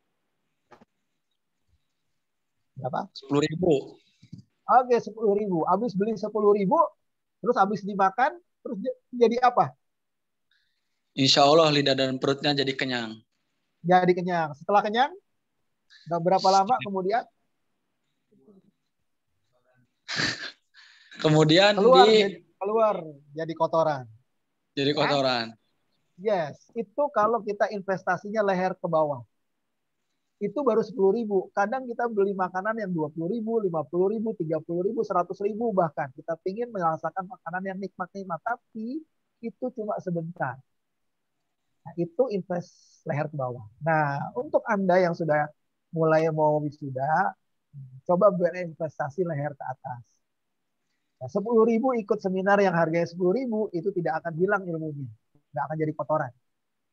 Ya, investasi leher ke atas artinya belajar dengan ilmu ke atas. 10.000 Anda ikut webinar, 20.000 Anda ikut webinar, dapat sertifikat dan seterusnya. Ini harus Anda lakukan terus. Ya. Sekali lagi Anda ngelamar kerja cuma satu ijazah, nggak dapat apa-apa teman-teman. Karena perusahaan sekarang yang dilihat bukan ijazah, tapi seberapa banyak sertifikat yang Anda punya.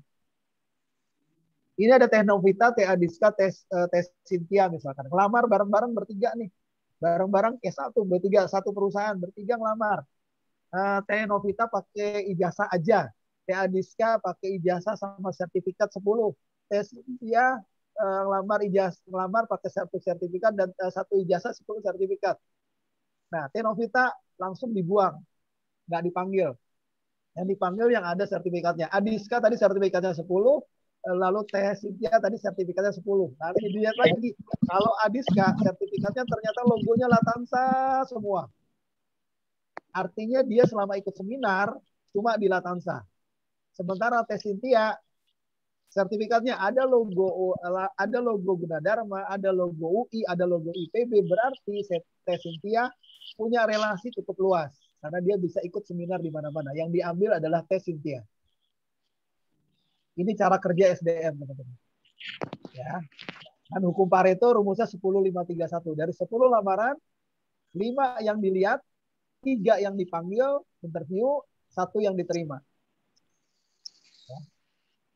Jadi kalau Anda masih cuma punya modal 1 ijazah, please deh, perbanyak ikut kompetensi seminar. Karena itu akan menambah kesempatan Anda berkompetisi sama yang lain. Seminar itu menandakan Anda mampu mengisi waktu kosong dengan kegiatan positif. Yang ketiga, menjadi wirausaha, put yourself in an ecosystem. Ya, tempatkan Anda di lingkungan pengusaha semua. Jangan jadi pengusaha tapi mainnya sama pegawai. Nggak bisa jadi pengusaha. Ya, lalu invest teknologi. Ya, siap-siap beli handphone yang paling bagus supaya Anda bisa jualan lewat media online. Oke. Kalau melihat video terakhir dari saya, sebelum saya kasih materi yang closing ya, video terakhir 2 menit videonya sudah.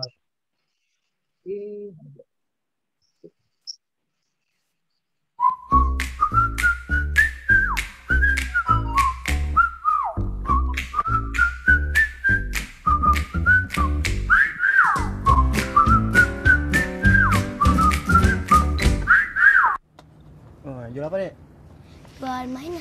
Mainan? Ya, ada mobil-mobilan ya, Om. Mahal nggak? Nggak mahal lah, Om. Ini cuma 100.000, Om. Ini ada yang ini, ada yang ini, ada yang ini, ada yang ini. Ada 2 aja. Gimana ya? Oh, nyala. Oh, bisa. Ini mahal-mahal semua, Pak. Mahal semua?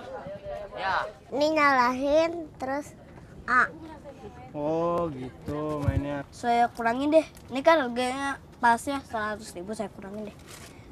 Jadi berapa? Jadi 60.000 lah. 60.000 ya? Nyicil ya? Hah? Jadi kalau Om mau beli pedang sama mobil berapa jadinya? Pedang sama mobil. 55, 155, 105. 3.000. Kalau 1 3.000. Kalau 2 berapa? 2 itu tetap 2.000. 2.000. Ini 500.000 Kalau Om ditambah mau beli ini sama ini berapa? 55, 100, 5550, 100. Oh. Bonus deh, bonus yang lain. 160.000 masa nggak bonus? Nggak bisa, udah nggak bisa. 160.000. Oh, gue beli toko sebelah nih. Jangan dong. Hah? Pakai kartu boleh nggak pakai kartu? Boleh, cuma pakai uang. Pakai kartu. Bisa. Bisa berapa kali cicilan? Ini aja nih. Cicilannya ada Berapa? 4. 4. Bunganya berapa ini bunganya? Bunga. Bunganya berapa? Bunga yang Berapa apa? persen? Kan tadi 2 ini. Terus Om mau beli ini. Ditambah ini. Terus tambah pedangnya 1. Sama robot yang itu 1. Terus yang dokter-dokteran 1. Sama yang bola 1. Terus balonnya 1. Berapa jadinya? Ya, oke. Bosnya mana bosnya? Coba nih aku cari. Bosnya ada kali. Nggak Bos ada. biasa kartu. Ada. Bosnya kemana? Coba nih aku telepon dulu. Bos, gimana bos? Aku nggak ada di rumah. Oh dia nggak ada di rumah.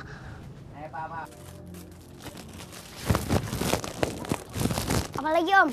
Apa ya? Om, kalau mau beli itu jangan ditawar-tawar Om. Saya tadi udah sabar-sabar dari tadi Om. Yakin? Jadi ini sama ini 55.000. Ya ini kan gara-gara bisa jalan nih. Kalau nggak percaya, tuh Ninu. Tuh jalan kan. Udah. Gimana? Masih banyak pelanggan lain kok. Hah? Masih banyak ibu-ibu, bapak-bapak yang lain. Dulu dong. Nanti kirim ke rumah Om ya. Ya, banyak barang berat ini harus dikirim. Habis itu tadi apa lagi?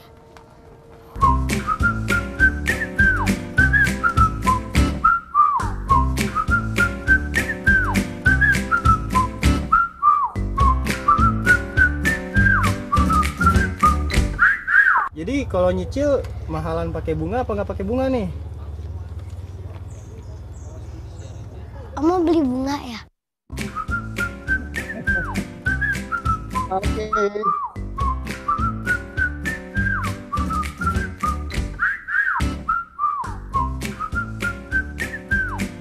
Oke, teman-teman semua. Saya mau tanya sama Kang Sofian. Kang Sofian. Halo Kang Sofian. Ya Pak. Lagi di mana nih Kang? Di kebun? Aduh, lagi di kebun nih Pak, nyari sinyal. Nyari sinyal. Udah ketemu sinyalnya? Ada Pak.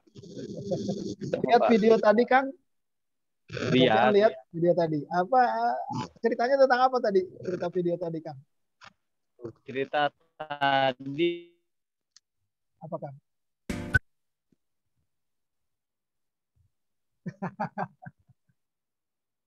Ini sinyalnya langsung hilang. Oke, lanjut. Satu keluarga yang hobinya berjualan, Pak. Oke, hobinya berjualan. Ya, Baik, Pak. teman-teman semua. Oke, terima kasih Kang Sofian. Teman-teman semua, Iya, Pak. Oke, teman-teman semua, itu tadi video yang menggambarkan tentang bagaimana seorang anak kecil menjadi pedagang. Pedagang ya, bukan pengusaha. Ya, beda pedagang sama pengusaha. Loh Pak, pedagang beda sama pengusaha, beda. Ya. Yang Anda lakukan di KKU itu adalah pedagang, jualan, bukan pengusaha. Ya lagi ya, beda pedagang dan pengusaha. Kalau kemarin belum tahu ilmunya, oh pedagang sama pengusaha sama, beda. Sekarang sudah saya kabarin ya, pedagang dan pengusaha itu berbeda. Nah, detailnya kita bahas pekan depan. Ya. Jadi apa sih bedanya pedagang sama pengusaha?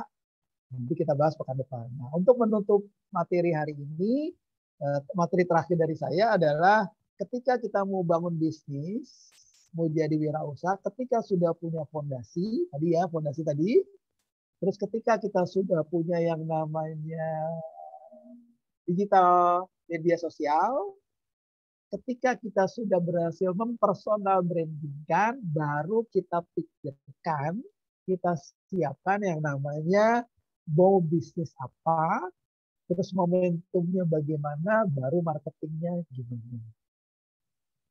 Nah, jadi tahapannya begitu tuh kalau mau jadi pengusaha, bukan pedagang ya. Setelah sudah yakin dengan fondasi, innamal amalu binniyat, niatnya bisnis karena Allah Ta'ala, fondasinya kuat, kembalikan semua ke Allah. Baru yang kedua, siapkan media sosialnya. Lalu siapkan personality Anda. Personality ya mulai dari kebiasaan mengucapkan kata maaf, tolong, dan terima kasih. Itu akan menjadi karakter seorang pengusaha muslim luar biasa. Nah, baru setelah itu siapin nih 3 proses lagi. Mau bisnis apa, momentumnya kapan, marketingnya gimana.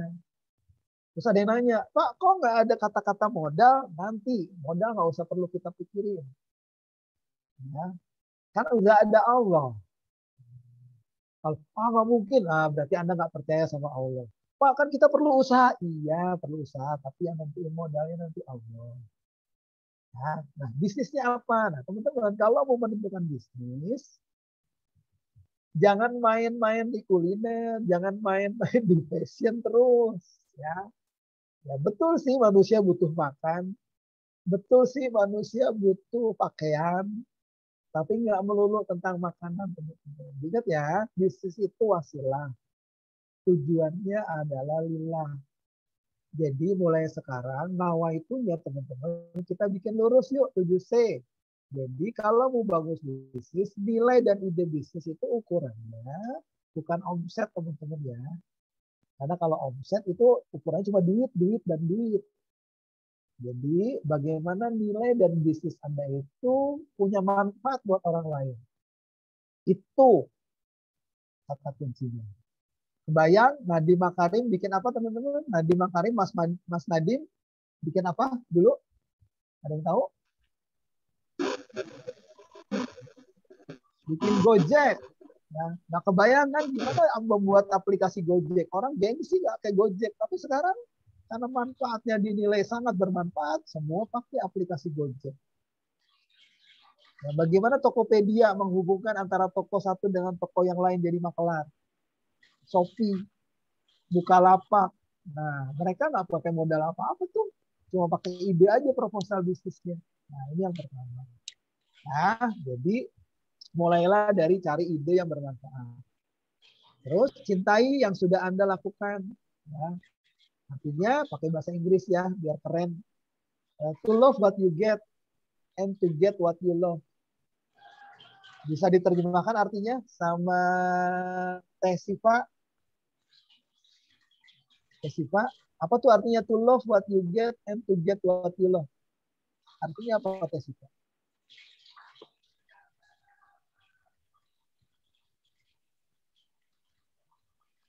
Teh Siva? Kamu yang terbaik, Pak. Terbaik atau kumaha? To love what you get and to get what you love. Atau ini calon sarjana, bahasa Inggrisnya kumaha ya? Ayo.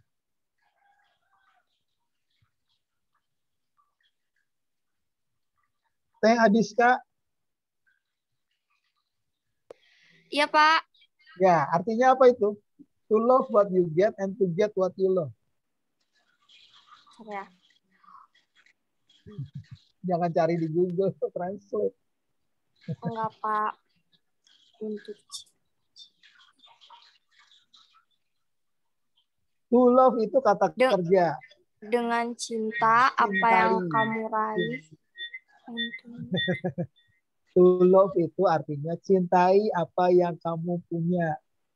Cintai apa to yang love kamu what you get. Jadi kalau kamu sudah ada dua kan, to love what you get, cintai apa yang sudah kamu miliki. Artinya syukuri apa yang sudah kamu miliki.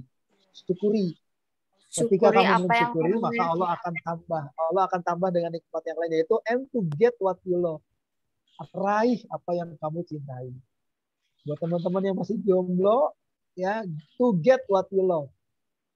Raih apa yang kamu cari, apa yang kamu cintai. Jemput rezeki, jemput jodoh. Jodoh itu dijemput, rezeki itu dijemput.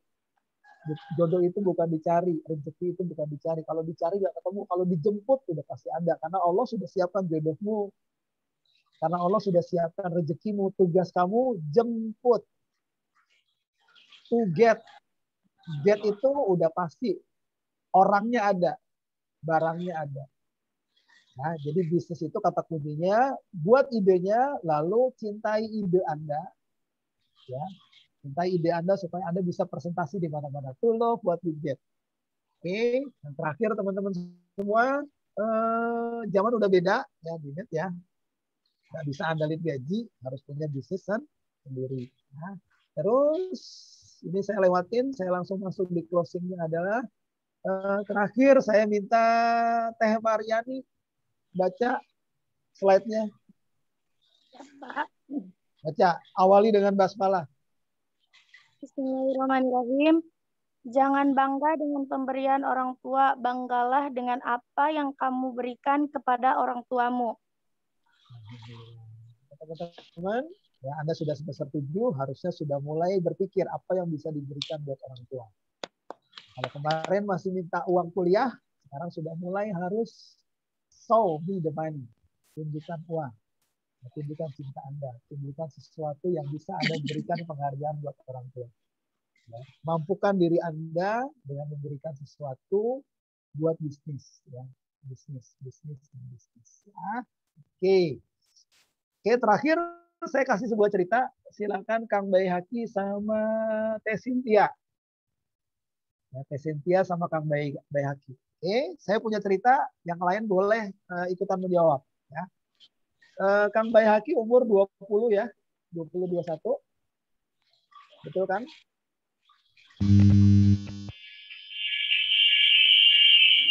Aduh. Saya.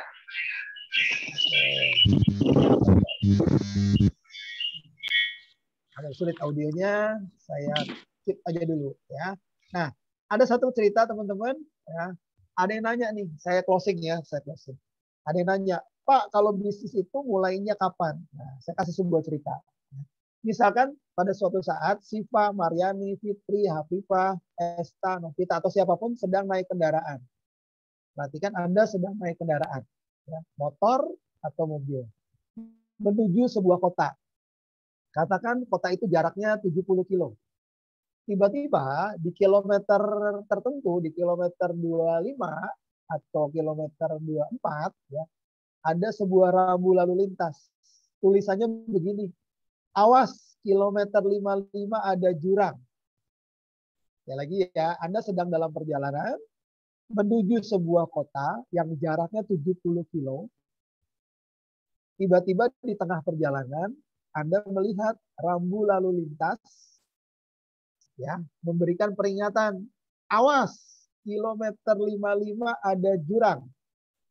Pertanyaan saya buat Fitri, apa yang Anda lakukan Fitri saat melihat rambu tersebut? Silakan Fitri. Untuk mengambil jalan lain agar tidak melewati jalan itu. Oke. Terima kasih Fitri.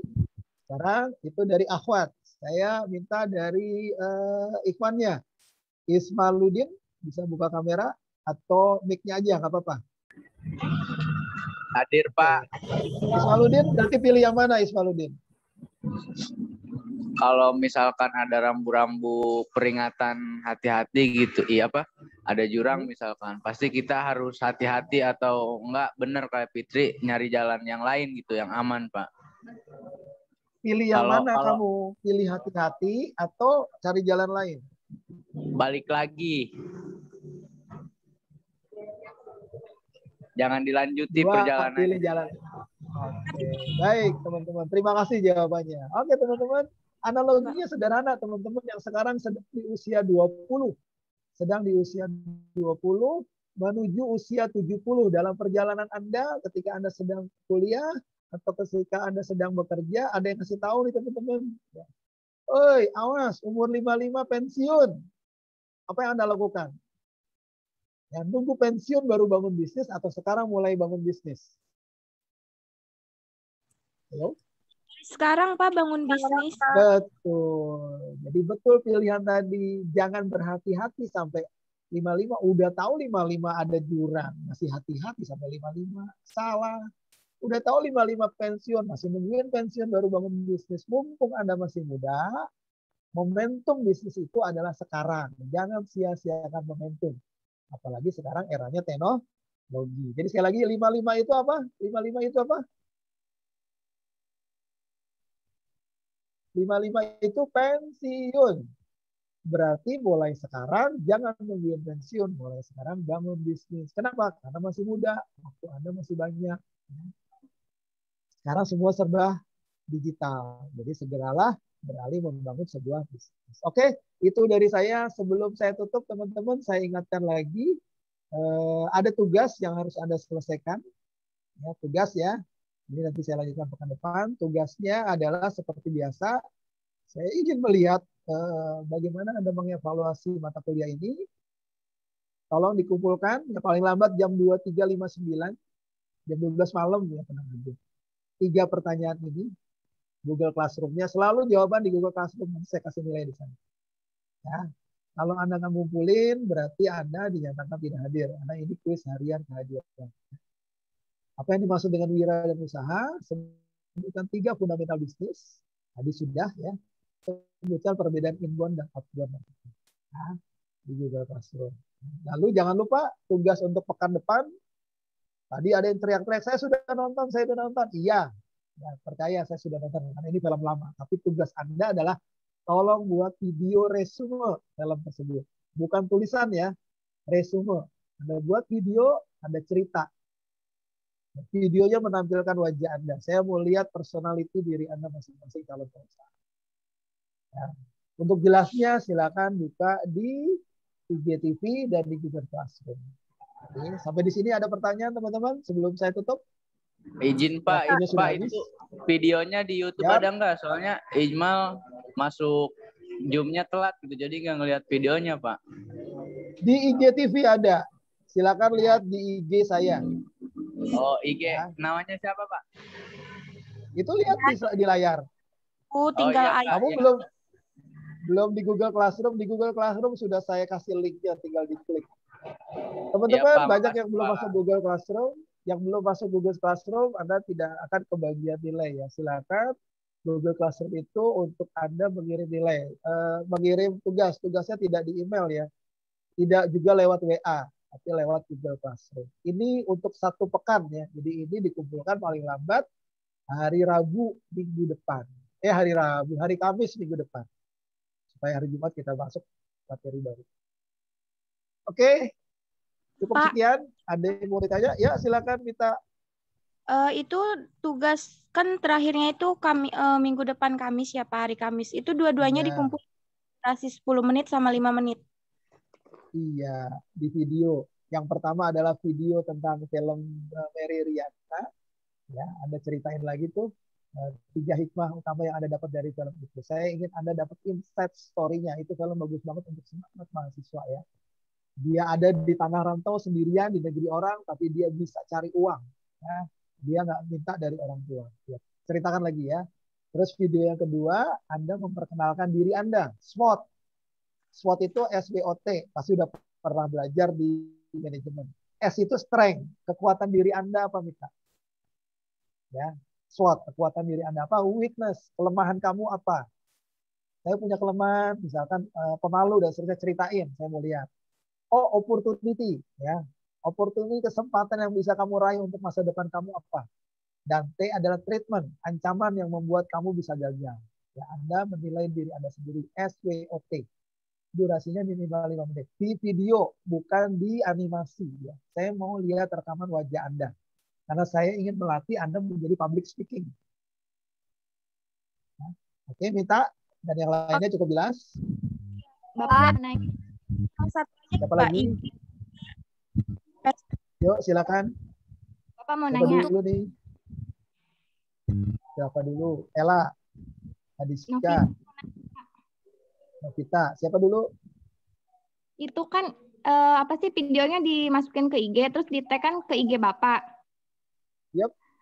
Terus udah gitu dimasukin lagi ke Google Classroom videonya. Linknya aja. Linknya aja di Google Classroom. Kenapa kalau di Google Classroom kan saya bisa kasih nilai, kalau di IG saya nggak bisa kasih nilai. Ya. Oh, iya, Jadi Pak. di tagnya di IGTV, di Google Classroom-nya cantumkan nilainya aja supaya saya bisa kasih nilai. Kan nanti saya insya Allah nilainya transparan ya, teman-teman nanti setiap pekan akan bisa lihat nilainya masing-masing berapa tugas. Jangan di-upload di Google Classroom ya, jadi berat nantinya. Linknya aja di copy. Ya, saya kasih yang simpelnya aja. Oke, ada lagi Ella, Novita. Tugas yang dikirimin sekarang sampai jam 23 itu tugas yang 3 pertanyaan itu ya Pak, yang kuis harian. Betul, Tesinta. Tujuannya ingin melihat seberapa besar Anda menyerap materi hari ini. Iya Pak. Oke, ada lagi? Pak, untuk tugas yang 3 pertanyaan itu ditulis tangan atau diketik, Pak? Diketik aja langsung. Baik, Kan bisa Pak. tuh di Terima handphone kasih. langsung aja, diketik aja. Kalau tulis tangan, aduh, rata-rata tulisannya kayak sambil rumput, susah bacanya. Oke ya, ada lagi. Jadi teman-teman, kenapa diketik? Kalau diketik, saya punya software untuk mendeteksi copy paste. Ya, teman-teman tolong berusaha jangan di copy paste, ketik ulang. Walaupun Anda ngelihat dari tempat lain, dengan mengetik ulang Anda akan belajar membaca. Kalau di copy paste itu namanya ngebajak. Dan itu akan saya nilai 0. Sinta nih, misalnya Sinta ngelihat jawabannya di Google, diketik aja, nggak apa-apa. Diketik ulang. Karena dengan diketik ulang, Anda sama aja dengan membaca kembali. Beda kalau cuma di copy paste. Kalau di copy paste itu langsung kedetek warna merah di laptop saya. Dan itu nilainya langsung 0. Kenapa? Karena itu namanya plagiat. Tapi kalau Anda baca, terus Anda ketik ulang, itu nggak apa-apa. Ya, paham ya? Kalau ditulis tangan, nah saya nggak bisa bacanya nantinya. Ya. Oke, ada lagi teman-teman? Nggak ada ya? Baik, kalau nggak ada, saya rasa cukup sekian. Terima kasih atas perhatiannya. Mohon maaf jika kelewat waktunya ya. Tetap jaga kesehatan. Mudah-mudahan sehat selalu bersama keluarga. Ini hari Jumat. Selamat weekend bersama keluarga. Assalamualaikum warahmatullahi wabarakatuh. Waalaikumsalam warahmatullahi wabarakatuh.